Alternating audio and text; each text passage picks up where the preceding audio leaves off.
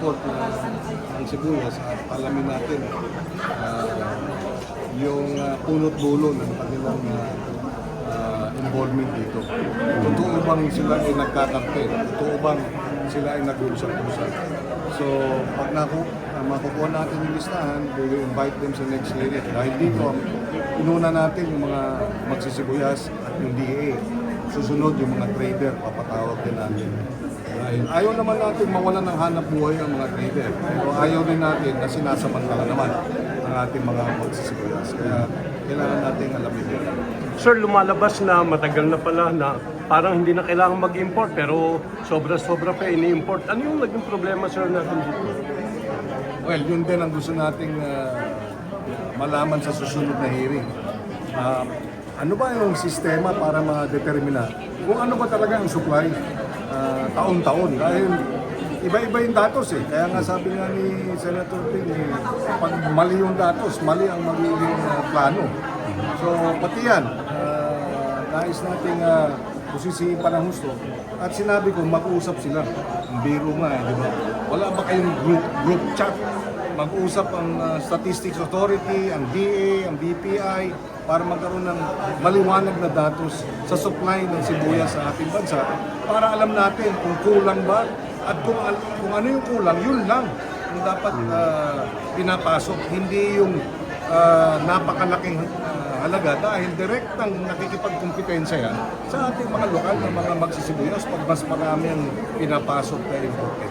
So far, sir, wala ba tayong nakikita na sa gobyerno dapat may hedge to roll, eka nga, sir? So far. Well, ang sa akin, hintayin natin yung kanilang position paper at paliwanag. And then, yung susunod na hearing pa. Pag-aaralan natin ngayon yung mga datos na ibibigay nila. Basta tayo, babantayan natin itong industriya ng sibuyas. Makakaasa ang ating mga kababayan. Ang panawagan din natin kung may impormasyon sila tungkol nga dito sa pang-aabuso, pagsasamantala, ibigay sa atin. Nabanggit na kanina, kilala raw ng mga municipal agriculture officers kung sino ang mga trader na ito. Ibigay sa ating pangalan, papatawag natin para magpaliwanag. Ang maliwanag dito, hindi natin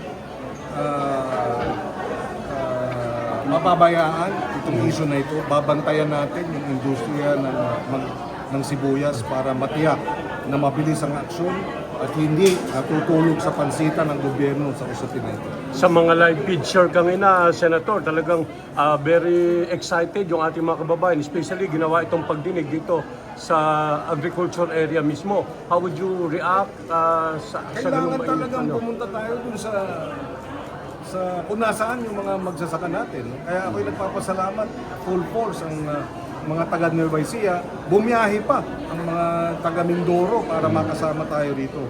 At binabalak din natin yung isunod pa ang mga hearing tungkol dito sa Maynila naman siguro at baka rin sa ibang parte ng ating bansa. Pero dapat talaga pagtulungan natin yung pagbabantay at suporta dito sa ating lokal na mga magsisibuyas. Senator, may balita po kami yung mga stories na kanina discuss dyan.